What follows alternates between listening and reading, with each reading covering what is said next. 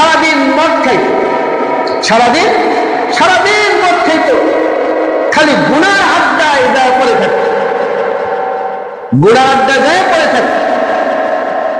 তার নেশাই ছিল গুনাহ করার নেশা। সে ভালো কাজ করত, এই জোয়া খেলতো, এই মদ খাইতো, এই গুনার কাজ করে বেড়াইত। তার গুনার কাজ ছিল তার পেশা। এরকম ভাবে একদিন গুনার আড্ডায় যাওয়ার সময় পথের মধ্যে একটা কাগজের মধ্যে লেখা আছে, আরবি লেখা, সে পড়তে জানে না। এই যুবকের এই কাগজটা তার চোখের সামনে পড়ে গেছে। যখন চোখের সামনে এই কাগজটা পড়ে গেছে, এই যুবক কাগজটা মাটির থেকে উঠায় দেখলেন, যে যুবক দেখলেন কাগজের মধ্যে কি জানি আরবি লেখা আছে। সেই আরবি লেখা তো সে জানে না, পড়তে জানে না। উনি খুব মনোযোগ সহকারে দেখলেন যে এই কাগজের মধ্যে কার নাম লেখা আছে। এই কাগজের মধ্যে কার নাম লেখা হইতে পারে? এটা তো বাংলা লেখাও না, ইংরেজিতেও লেখা না, হিন্দি লেখাও না, এই লেখাটা হচ্ছে আরবি লেখা। এখন চিন্তা করেছেন, আমার মা তো এই আরবি পড়াগুলা পড়তে জানে, যাই দেখি আমার মা বলতে পারে কিনা। এবার এই যুবক মদের আড্ডা খানা না দেয় বাড়ির দিকে চলে গেছেন। বাড়ি ঢুকার আগে এই যুবক মা মা বলে চিৎকার করা আরম্ভ করে দিয়েছেন। যুবক বলতেছে, গো মা, ওগো মা, আপনি কোথায়? দেখেন না, আমি একটা কাগজ পেয়েছি, কাগজের মধ্যে কার নাম লেখা আছে। ও মা, আমি তো পড়তে জানি না। মা, তুমি নাকি পড়তে জানো? তুমি তো আরবি পড়া জানো, তুমি এই কাগজের মধ্যে যা লেখা আছে পড়ে পড়ে আমাকে একটু শোনা।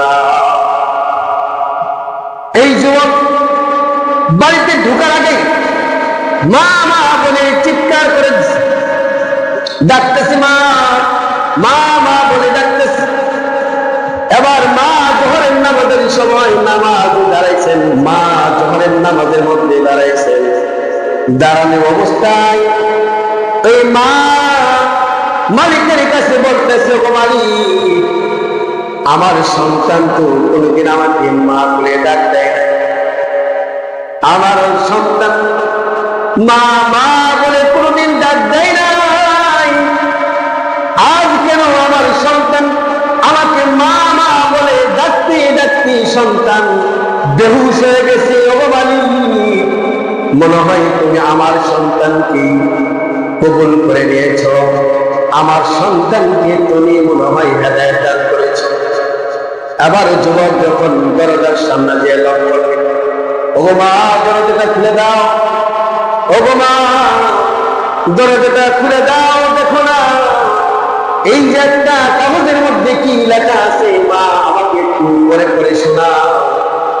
মা দরজাটা খুলে দেওয়ার পরে সন্তানের মুখের দিকে তাকায় দেখি সন্তানের মুখের চেহারাটা আগের চাইতে একটু নরম দেখা যায়, মায়াবী দেখা যায়।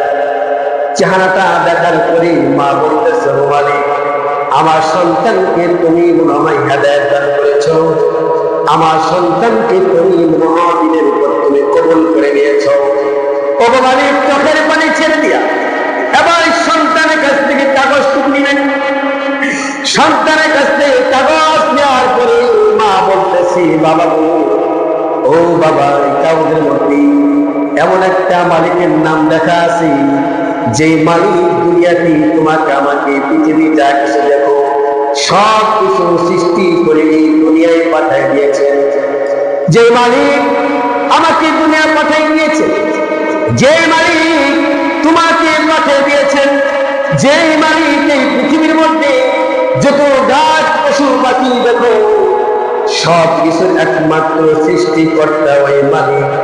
ওই মালিকের নাম কাগজের মধ্যে লেখা আছে, ওই মালিকের নাম কাগজের মধ্যে লেখা আছে বিসমিল্লাহির রহমানির রহিম। এই একটা কাগজের মধ্যে বিসমিল্লাহির রহমানির রহিম লেখা আছে। এবার এই যুবক বলতেছে, বাবা, যেহেতু কাগজের মধ্যে ওই মালিকের নাম লেখা আছে, তাহলে এই কাগজটা আমি কোথায় রাখবো মা? ও মা, এই কাগজটা যদি আমি কোন জায়গার মধ্যে রেখে দেই, এই মালিকের নামের উপরে ময়লা পড়ে যাবে, মালিককে অসম্মানিত করা হবে। ও মা, এই কাগজটা আমি কোথায় রাখবো? একবার মাথায় নেই, আরেকবার বুকের মধ্যে নেই, একবার মাথায় নেই, আরেকবার বুকের মধ্যে নেই, আর বলতেছি এই মালিককে নিচে রাখা যাবে না, এই মালিককে কোন জায়গায় রেখেও দেওয়া যাবে না। কারণ যদি নষ্ট হয়ে যায়, সেই নষ্ট যদি হয়ে যায়, তাহলে মালিক আমাকে, মালিকের নামটা অসম্মান হয়ে যাবে। ওই মালিক অবস্থা কোথায় রাখবে? চিন্তা করলেন এই মালিককে এমন একটা জায়গার মধ্যে রেখে দিতে হবে, যেই জায়গার মধ্যে রাখলে মালিকের নামটা নষ্ট হবে না। আবার চিন্তা করলেন বাজার থেকে কিছু কাপড় কিনে আনলেন। কাপড় কিনে আনার পরে এই যুবক দর্জির দোকানে যা বলতেছে, দর্জি সাহেব, এই যে সুন্দর করে আমার মাথাটা মাপ দিয়া এই কাপড় দিয়ে আমাকে একটা সুন্দর করে টুপি বানায় দেন। আর দর্জি সাহেবকে বলেন, হে দর্জি সাহেব, এই যে একটা কাগজটা দিলাম, এই কাগজটা টুপির মধ্যে সেলাই করে দিও, ভিতরে দিও, যাতে নষ্ট না হয়। দর্জি সাহেব একটা সুন্দর করে টুপি বানায়া এই কাগজটা টুপির মধ্যে ঢুকাইয়া দিলেন। এবার এই যুবক যখন মাথার মধ্যে পড়ে, মাথার মধ্যে পড়ার সাথে সাথে মাথার ব্যথাও চলে যায়, আর কোনো কিছু হয় না। মাথার ব্যথা চলে যায়, তার শরীরের সমস্ত রূপ পায় আল্লাহ তাআলা মাফ করে দেয়।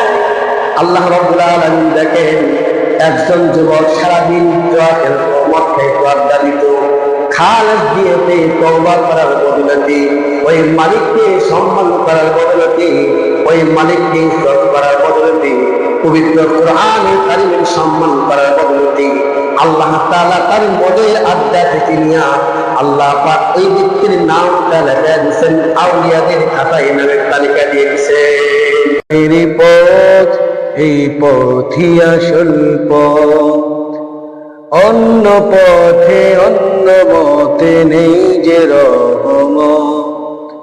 আল কুরআনের পথ এই পথই আসল পথ, অন্য পথে অন্য মতে নেই যে রহমত, অন্য পথে অন্য মতে নেই যে রহমত।